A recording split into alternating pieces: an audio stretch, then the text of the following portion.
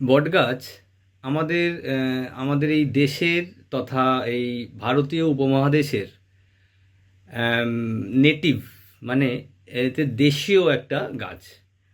এদের উৎপত্তি অরিজিন এই ভারতীয় উপমহাদেশ, মানে ভারত, বাংলাদেশ, নেপাল সহ আমাদের শ্রীলঙ্কা, এই রিজিয়ানে এর আবির্ভাব ঘটেছিল বহু বছর আগে। এরা এখনো পর্যন্ত খুব বেশি দেশে কিন্তু ছড়িয়ে নেই, কেবলমাত্র ভারতীয় উপমহাদেশেই এর বিস্তারণটা। তবে ইন্ট্রোডিউস করা হয়েছে আফগানিস্তান সহ বেশ কয়েকটা দেশে, মাত্র মাত্র কয়েকটা দেশেই।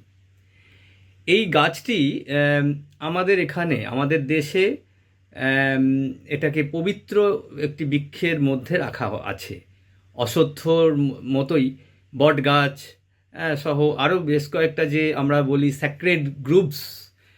স্যাক্রেড গ্রুপস একটু অন্যরকম কথা।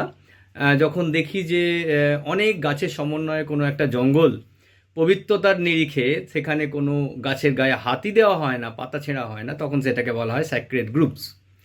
তার মধ্যে বট গাছ অনেক গাছের মধ্যে একটা গাছ থাকতে পারে, কিন্তু বট গাছের নিজস্ব একটা ভূমিকা আছে পবিত্রতার নিরিখে। সেই জন্য ফুয়েল উড যেগুলো আমরা ব্যবহার করি, কথাটা যে জ্বালানি সংগ্রাহক উদ্ভিদ, তার মধ্যে কিন্তু বট গাছকে রাখা যাবে না।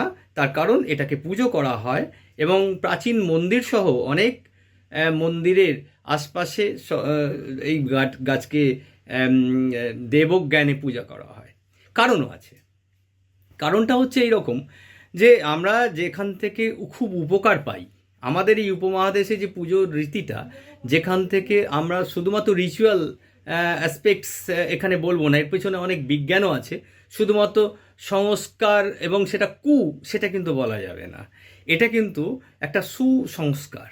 তার কারণ এই বট গাছ এখানে যে আছে, বটগাছের যে সমস্ত গুণাগুণ আছে, তার মধ্যে খুব উল্লেখযোগ্য হলো যে বটগাছ কিন্তু একটা এমন একটা প্রজাতি যার উপর নির্ভর করে অনেকগুলো প্রজাতি বেঁচে আছে।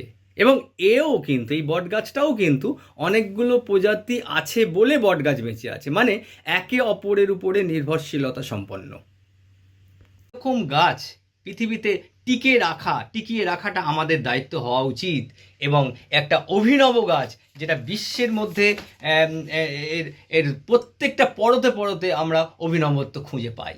আর সেই জন্যই তো এগুলোকে পূজা আর্চার সঙ্গেও সম্পর্কিত করা হয়ে গেছে, কেননা প্রাচীন মন্দির মানেই একটা বট গাছ। এটা একটা ঘটনা। নমস্কার, আমি ডক্টর আকরামুল হক, বাগনান কলেজ, এবং senior research fellow, botanical survey of India.